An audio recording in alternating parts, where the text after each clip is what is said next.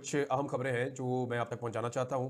एक तो मादरत चाहता हूं, मैं पिछला वीलॉग आप कल रात को नहीं देख पाए। उसका रीज़न ये है कि पाकिस्तान में आपके सामने इंटरनेट की सिचुएशन है और मैं किसी किस्म का रिस्क लेना भी नहीं चाहता। और इसमें आपको ये भी देखना होता है ना कि आपने जो काम करना है वो सेफ रहकर करना है, क्योंकि आप सब ये जानते हैं कि यहाँ पे रहना और काम करना वो इतना आसान नहीं है। लेकिन इसका एक सोल्यूशन है, मैं आपके साथ शेयर करूंगा।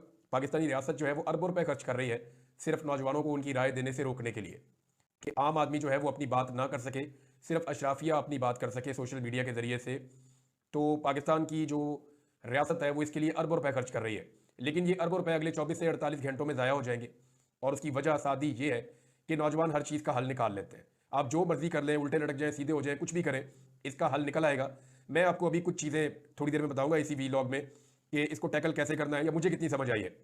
अच्छा जी, लबनान के अंदर ये बहुत अफसोसनाक खबर है, मैं आपके साथ पहले शेयर कर दूं। इंटरनेशनल फ्रंट से लबनान में बड़ा खौफनाक अटैक किया इसराइल ने, वहाँ पे बमबारी की है और बड़ी ज़बरदस्त गोलाबारी हुई है।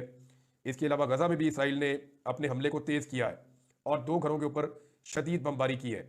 अब इसके नतीजे में गज़ा में 13 बच्चों समेत 30 के करीब फ़लस्तीनी शहीद हो गए, जबकि लबनान में 40 से ज़ायद लबनानी मुसलमान जो है वो शहीद हो गए हैं। तो 70 से ज़ायद मुसलमानों को शहीद किया इसराइल ने एक दिन में। ये अपनी कार्रवाइयाँ बहुत तेज़ी से आगे बढ़ा रहे हैं। इन हमलों में, इसराइली हमले में जो है वो हसन नसरुल्लाह के चचा, उनके 3 बेटे और उनके पोते भी शहीद हो गए हैं। यानी जितने भी आम खानदान हैं उन सब के ऊपर अटैक हो रहा है और बार बार अटैक हो रहा है। ऐसा लगता है कि अमेरिका में हुकूमत तब्दीली से पहले इसराइल अपने अहदाफ हासिल करना चाहता है, क्योंकि डोनाल्ड ट्रंप ने एक नहीं कई मरतबा ये कहा है कि वो आकर जंगबंदी की तरफ जाएगा। डोनाल्ड ट्रंप ने 2-3 बातें क्लियर की कि वो अब पैसा बहुत ज़्यादा खर्च नहीं करना चाहता। रशिया के खिलाफ जो यूक्रेन की वॉर चल रही है वो वहाँ भी पैसा खर्च नहीं करना चाहता, वो पैसा अमेरिकन पर लगाना चाहता है। और वो मशरिक़ वस्ता में भी लड़ाई नहीं चाहता, और मशरिक़ वस्ता में इसराइल अपने अहदाफ हासिल कर रहा है। अभी उनके पास बाकी 2 महीने बचे हैं। 20 जनवरी को डोनाल्ड ट्रंप की हुकूमत आ जाएगी, तो देखते हैं तब तक क्या होता है। पाकिस्तान में भी हालात आपके सामने हैं, बड़े तशवीशनाक हालात हैं दहशतगर्दी के। जब से पाकिस्तान पीपल्स पार्टी की बलूचिस्तान में हुकूमत बनी है तब से लेकर अब तक दहशतगर्दी में बहुत ज़्यादा इजाफा हो गया है। बार बार दहशतगर्दी के वाक़यात हो रहे हैं और सूबाई हुकूमत या फेडरल गवर्नमेंट उनको काबू करने में मुकम्मल तौर पे नाकाम दिखाई देती है। बढ़ मारी थी पहले मोहसिन नकवी साहब ने, लेकिन नाकाम हुए। उन्होंने कहा जी एक एसएचओ का काम है ये, और उसके बाद हमने देखा कि दहशतगर्दी के तवातर के साथ वाक़यात हो रहे हैं। अब जो कोयटा रेलवे स्टेशन पे खुदकुश धमाका हुआ, उसकी कुछ तफसीलात सामने आई है। उसके ऊपर जो इन्वेस्टिगेशन इदारे हैं वो आगे बढ़ रहे हैं, लेकिन ये एक फेलियर है। जब भी कोई इतना बड़ा हादसा या वाकया होता है तो ये एक तरह का फेलियर भी होता है। इस फेलियर के लिए लोगों को अकाउंटेबल भी करना चाहिए। पूरी दुनिया में ऐसा होता है कि जब भी कोई सिक्योरिटी लैप्स होता है या कोई बड़ा फेलियर होता है तो वहां पे जो सिक्योरिटी के इदारे हैं वो मुतल्लिका लोगों को जिम्मेदार ठहराते हैं और उनके खिलाफ कार्रवाई भी करते हैं। लेकिन पाकिस्तान में हमने ये चीज़ें होती हुई नहीं देखी। मेरे ख्याल में इस तरफ भी तवज्जो देनी चाहिए और सख्ती के साथ दहशतगर्दों को निमटना चाहिए। ये मुल्क के दुश्मन है, कौम के दुश्मन है, अमन के दुश्मन है, तो इनसे निमटने के लिए किसी किस्म की नरमी नहीं होनी चाहिए, लेकिन साथ ही साथ खुद एहतसाबी का अमल भी होना चाहिए। अब आ रहे हैं उस बात की तरफ जो हम पहले कर रहे थे कि पाकिस्तान में इंटरनेट बिल्कुल स्लो हो गया और वीपीएन जो है वो तकरीबन बंद हो गए। अब कुछ लोग ये कह रहे हैं कि तमाम वीपीएन काम नहीं कर रहे हैं, कुछ लोग ये कह रहे हैं कि वो वीपीएन जो मुफ्त में काम कर रहे थे वो काम नहीं कर रहे। तो डिफरेंट डिफरेंट खबरें आ रही थी। इंटरनेट की एक्सेस बड़ी स्लो हो गई थी, यानी मेरी अपनी टीम को हमें बड़ी मुश्किल पेश आ रही थी इंटरनेट इस्तेमाल करने में, और एक वीडियो भी अपलोड नहीं हो पा रही थी और बड़ी दिक्कत हो रही थी। इवन ट्विटर को इस्तेमाल करने में दिक्कत हो रही थी, एक्स जिसको अब हम कहते हैं, वो भी इस्तेमाल नहीं हो पा रहा था। तो ये सारी चीज़ें ना होने की वजह यह है कि हुकूमत फिर कोई तजर्बे कर रही है। हुकूमत लगातार तजर्बे करती चली जा रही है, अरबों रुपए खर्च कर रही है सिर्फ इस काम के लिए कि जनाब हमने पाकिस्तानी नौजवानों को या पाकिस्तानियों को उनकी ज़ाती राय देने से रोकना है। राय सिर्फ वही होगी जो टेलीविजन पे चलेगी, जो अशराफिया की राय है, जो पाकिस्तान की अलीट चाहती है या जो रियासत चाहती है कि जनाब इस तरफ सारों को चलाओ, तो उसी तरफ चलाया जाए। ना अवाम की कोई राय है, ना अवाम का कोई मैंडेट है, तो अवाम से उसका मैंडेट तो छीन लिया, अब उसकी राय छीनने की भी तैयारी की जा रही है। अब इसमें कुछ वीपीएन जो है वो काम कर रहे हैं। मैं आपको 2 वीपीएन जो मेरे पास अब चल रहे हैं और ठीक काम कर रहे हैं उनके बारे में, मेरी टीम के साथ जो चल रहे हैं और ठीक काम कर रहे हैं वीपीएन, कोई उनमें प्रॉब्लम नहीं है। मैं आपको उनके नाम बता देता हूँ। एक्चुअली तो 2-3 रिकमेंडेड है, लेकिन जो 2 वीपीएन अच्छा काम कर रहे हैं, बहुत थोड़ा सा पे करना पड़ता है तो ये पूरे साल के लिए आपका वीपीएन चलता है। बल्कि एक वीपीएन को आप मुख्तलिफ सिस्टम्स के अंदर 4-5 लोग मिलकर एक वीपीएन ले सकते हैं और आपस में एक दूसरे के साथ शेयर कर सकते हैं, तो उन सबका चलेगा। तो एक जो है वीपीएन वो एक्सप्रेस वीपीएन है, ये काम कर रहा है और ये ठीक काम कर रहा है बिल्कुल। एक नॉर्ड है, NORD, N for nest, O for orange, R for rat, D for dog, Nord. और एक है जी एक्सप्रेस। ये दोनों तो बड़े अच्छे काम कर रहे हैं। और एक कोई सरफेस शार्क के नाम से भी है, अब पता नहीं, इसको मैंने इस्तेमाल नहीं किया, लेकिन ये दोनों वीपीएन बहुत ठीक काम कर रहे हैं, तो इनको आप इस्तेमाल कर सकते हैं। बातें जो है मौजूदा हुकूमत कहती है जी हम 4G से 5G पे जाएंगे, ये किसी जी पे नहीं जाएंगे, ये जी हुजूरी पे ही लगे रहेंगे। सर जी सर जी सर जी, ना इनके पास 5G है, ना इनके पास 4G है, इनके पास सिर्फ सरजी है, सरजी है। जूते पॉलिश कर करके इन्होंने हुकूमत बना ली है और अब सरजी के अलावा इन्हें कुछ दिखाई नहीं देता। अब मैं आपको एक चीज तो क्लियर कर दूं, ये बहुत जल्दी ट्विटर खोलेंगे, एक्स को बहुत जल्दी पाकिस्तान में बहाल करेंगे, ये मेरी बात आप ध्यान में रखिएगा, इन्हें करना पड़ेगा। उसकी वजह यह है कि डोनाल्ड ट्रंप ने अपना इलेक्शन अमेरिका में जीता है इसी एक्स की बुनियाद के ऊपर, यानी उसके इलेक्शन जीतने में बहुत सारे फैक्टर्स हैं, उसका डट जाना है, उसकी अदालतें भी हैं, वहां पे अदालतों ने नाइंसाफी नहीं की जैसी पाकिस्तान में की गई इमरान खान के साथ, क्योंकि वहां पे काजी फायद ईसा नहीं थे, तो वहां मौका मिला उसको इलेक्शन लड़ने का। तो बहुत सारे फैक्टर्स हैं, वहां पे ये एक्स का एक फैक्टर भी है। और इसके ऊपर जब रवायती मीडिया गलत तबसरे कर रहा था, परेशान कर रहा था ट्रंप को, उसकी पार्टी को, तो उन्होंने अपना पूरा जो कंपेन है वो खड़ा किया एक्स के ऊपर। इमरान खान साहब ने 2024 का 8 फरवरी का इलेक्शन किस बुनियाद पर लड़ा था? इसी एक्स के ऊपर रख के लड़ा था और कामयाबी मिली थी। अभी जो है वो इनका अगला टारगेट है कि कनाडा में जस्टिन ट्रूडो की हुकूमत अब तब्दील की जाए, और इसके लिए जो है वो गालिबन इशारा दे भी दिया है इलन मस्क ने कि वहां पे भी हुकूमत बहुत जल्दी तब्दील हो जाएगी, क्योंकि लोग वहां बड़े तंग हैं और वहां का मीडिया जो है वो बड़ा हीरो बना के दिखाता है ट्रूडो को। तो वहां भी इस तरह के प्रॉब्लम्स हैं कि जो लोकल मीडिया है वो बड़ा कंट्रोल्ड है, तो ऐसी जगह के ऊपर सोशल मीडिया क्योंकि इसको कंट्रोल नहीं किया जा सकता, तो फिर इस तरह का मीडिया जो है वो जो कंट्रोल करने की जिनकी ख्वाहिश है उनको तो फिर बड़ा नापसंद होता है। अब शहबाज शरीफ साहब जो है वो इसी एक्स के ऊपर मुबारकबाद दे रहे हैं डोनाल्ड ट्रंप को, और पाकिस्तान में इसको ब्लॉक किया हुआ है और वीपीएन लगा के मुबारकबाद दे रहे हैं। इंडियन मीडिया मजाक उड़ा रहा है, यूरोपियन मीडिया मजाक उड़ा रहा है, पाकिस्तानी मीडिया मजाक वो नहीं उड़ा रहा, क्योंकि पाकिस्तानी मीडिया उड़ा नहीं सकता, सोशल मीडिया उड़ा रहा है। मियाँ साहब ने अपने आप को मजाक बना के रख दिया है कि आप वज़ीर आज़म एक मुल्क के, आप ट्विटर इस्तेमाल करते हैं वीपीएन लगा के, और अब आप वीपीएन भी बैन कर रहे हैं पाकिस्तान में। बहरहाल मैंने कुछ वीपीएन बताए आप लोगों को, आप उनके साथ जा सकते हैं। अब मामला यह है कि हुकूमत इसको खोलेगी, उसकी वजह यह है कि डोनाल्ड ट्रंप को जब ये एक जुमले में कोई बताएगा ना कि पाकिस्तान में फस्तायत है, और ये भी बताएगा कि पाकिस्तान में जो है वो आज़ादी इज़हार राय नहीं है और एक्स को बैन किया हुआ है, तो ये उसको जाके फौरन हिट करेगा।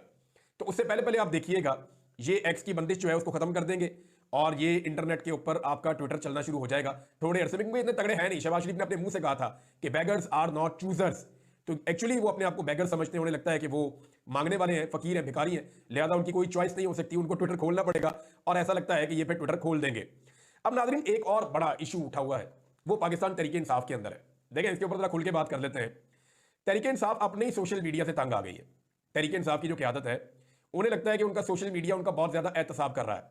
देखिए इसमें कुछ जगह के ऊपर तो ऐसा होता है कि अपने अंदर ही दुश्मन ढूंढ रहे होते हैं लोग, वो लोगों की राय है, इख्तलाफ हर जगह पे होता है, कई जगह पे ओवरडू भी हो जाती हैं चीज़ें, सोशल मीडिया से भी हो जाती हैं।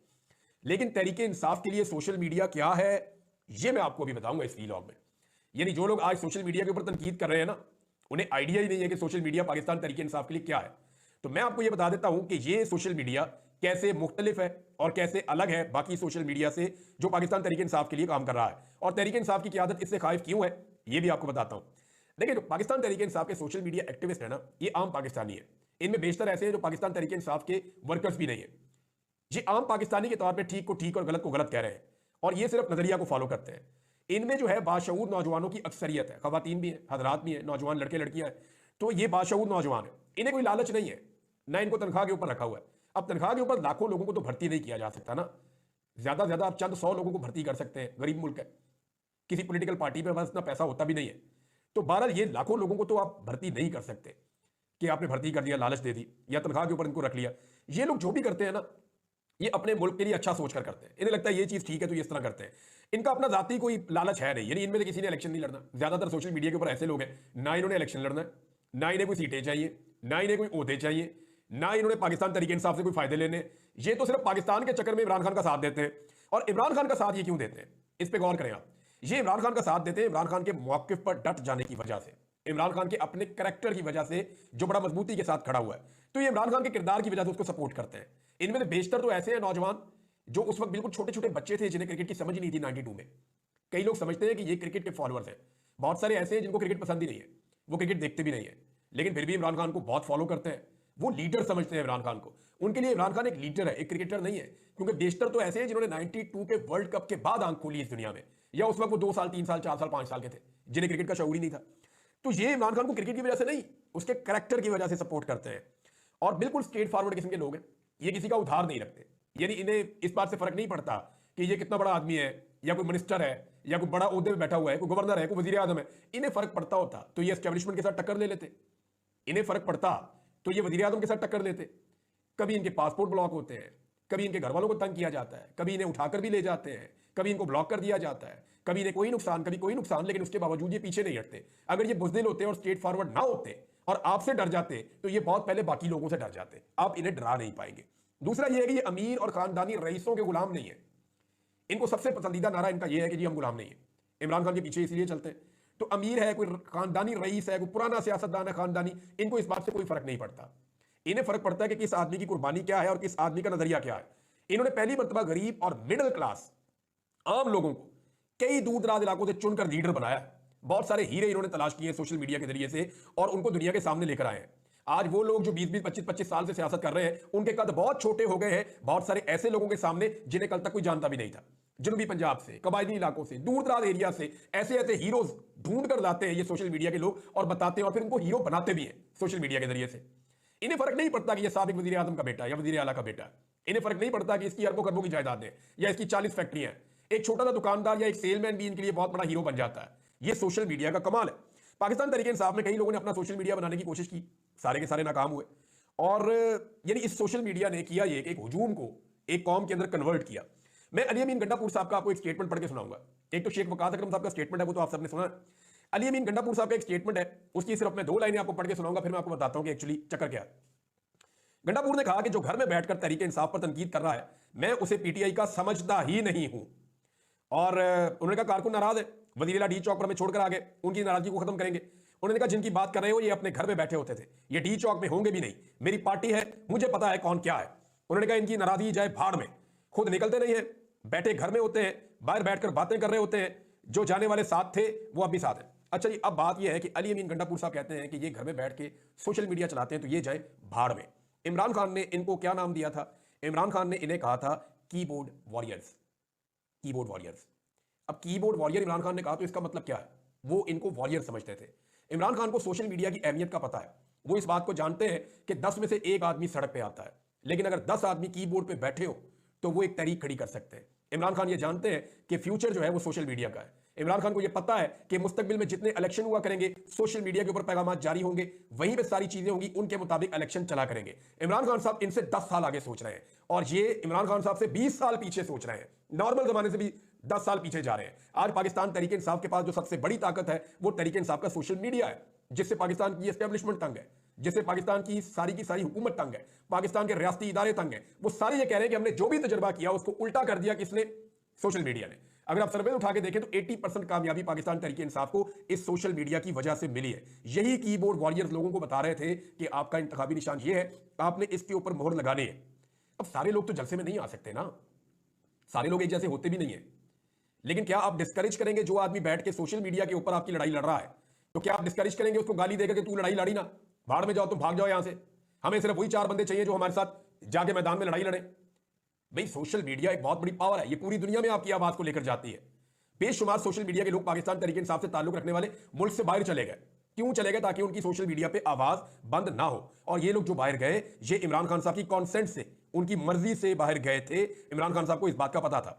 अब सोशल मीडिया पे जो लोग तनकीद कर रहे हैं ना, वो एक्चुअली इमरान खान साहब की जड़ें खोखली कर रहे हैं। क्योंकि इमरान खान साहब के मुखालिफिन एक बात का बरमला इजहार करते हैं कि एक चीज है जिसमें हम पाकिस्तान तहरीक इंसाफ का मुकाबला नहीं कर सकते, और वो है पाकिस्तान तहरीक इंसाफ का सोशल मीडिया या उसके कीबोर्ड वॉरियर्स। जब इमरान खान साहब कहते हैं कीबोर्ड वॉरियर, तो क्या कीबोर्ड वॉरियर डी चौक में बैठा होता है, या कीबोर्ड वॉरियर जो है वो कंटेनर के ऊपर बैठा होता है, या कीबोर्ड वॉरियर जो है वो आंसू गैस के सामने अपना कीबोर्ड रख के बैठा होता है? और भाई वो अपनी उस जगह बैठेगा जहां बैठ के वो कंफर्टेबली आपका बयानिया आगे बढ़ाएगा। एक एक मंजर को एक एक लाख मरतबा वो शेयर करते हैं। ये उनकी पूरी एक स्ट्रेटेजी है जिसके साथ वो काम करते हैं और मिलकर काम करते हैं नौजवान एक कौम की तरह बन के। मेरे ख्याल में सोशल मीडिया एक्टिविस्ट जो हैं पाकिस्तान के, उनसे माफी मांगनी चाहिए पाकिस्तान तहरीक इंसाफ की क़यादत को, और आइंदा ऐसी भोंडी हरकत करने से गुरेज करना चाहिए। किसी की तौहीन ना करें, क्योंकि ये लोग आपको सिर्फ आईना दिखा रहे हैं। अरशद शरीफ ने कहा था कि मीडिया तो आपको आईना दिखाता है, और आपको अगर आईने में अपनी शक्ल अच्छी नहीं लगती तो फिर आप आईने पे तो गुस्सा ना उतारे ना। अब अगर आप सोशल मीडिया के साथ ये करेंगे तो आपको पता है कि आपके चेहरे में कितने दाग हैं, फिर आपके और भी दाग निकलेंगे और भी दिखाया जाएगा, फिर आपको पता चलेगा कि ये भी चीज़ बाहर आ गई, ये भी चीज़ बाहर आ गई। तो मेरे ख्याल में सोशल मीडिया पे भड़ास निकालने की बजाय अपने अंदर थोड़ी सी बहादुरी पैदा करें, अपने अंदर जुर्रत पैदा करें और सोशल मीडिया को फेस करें। इमरान खान ने अपने मुंह से मेरे सामने कहा हुआ है कि मैं भी अपने सोशल मीडिया का मुकाबला नहीं कर सकता, क्योंकि ये आम आदमी की आवाज़ है, और आम आदमी की आवाज़ जो है वो हर लीडर को सुननी पड़ती है। और आप इतने बड़े लीडर नहीं है कि इमरान खान आम आदमी की आवाज़ सुने और आप उसे अनसुना कर दें। एक छोटी सी चीज़ बता दूं, मरियम नवाज साहब ने देखें क्या हरकत की है। उधर पाकिस्तानी जहां भी ये जाते हैं, पाकिस्तानी इनको रोक के कहते हैं कि जनाब आपने मैंडेट चोरी किया हुआ है। अब ये इनको मान लेना चाहिए हमारा मैंडेट जाली है, मान लेना चाहिए हम जूते पॉलिश करके मैंडेट चोरी करके आए हुए हैं। मान लेंगे अवाम आपकी शक्लें भी अब देखना पसंद नहीं करती। आप मान लेंगे इमरान खान के बुग्ज में आपने पाकिस्तान की मईशत को और पाकिस्तान के हालात का बेड़ा गर्क करके रख दिया है। अब तो नून लीग के अपने लोग तनकीद कर रहे हैं, तो मान लें आप लोग। अब लोग जहां ये जाते हैं वहां तनकीद करते हैं। उधर 3 बंदे इकट्ठे करके चार बंदे इकट्ठे करके उनके हाथ में बैनर पकड़ा के वहां खड़ा कर दिया, उसी जगह पे जहां पे नवाज शरीफ साहब की एक दिन पहले इज्जत अफजाई हुई थी, मरियम नवाज की और नवाज शरीफ की। और वो 4 बंदों में से एक बंदा नारे लगा रहा है, और गौर से देखे बाकी 3 बंदे शर्मिंदा हो रहे हैं कि हम यहां पे क्यों आ गए। आप अंदाजा करें कि ये कितने कमजोर हो चुके हैं, आप अंदाजा करें ये अंदर से कितने बुज़दिल हैं, आप अंदाजा करें कि ये कितने खौफजदा हो चुके हैं, और इनको कितना एहसास कमतरी हो चुका है कि 4 बंदे खड़े करके उनके हाथ में बैनर पकड़ा के 4 में से 3 शर्मिंदा बोल ही नहीं रहे, मुंह नीचे किया हुआ उन्होंने, वो बेचारे मुस्कुरा रहे हैं कि यार हम किधर फंस गए हैं। और एक बंदा जो है वो लगातार बोलता जा रहा है, और बाद में उसकी भी सोशल मीडिया के ऊपर सोफे पे नवाज शरीफ के साथ बैठी हुई लोगों ने तस्वीर लगा दी। अंदाजा करें आप, ये हालत हो गई है। और ये हालत करने में ना मियां साहब के साथ जो 2 खवातीन फिर रही है ना टिकटॉकर्स, इन दोनों ने मियां साहब को यहां तक पहुंचाया। अच्छा खासा इज्जतदार आदमी था, बेड़ा गर्क कर दिया इन दोनों औरतों ने मिलकर मियां साहब का। फिर मैं और बोलूंगा तो ज्यादा बोल जाऊंगा।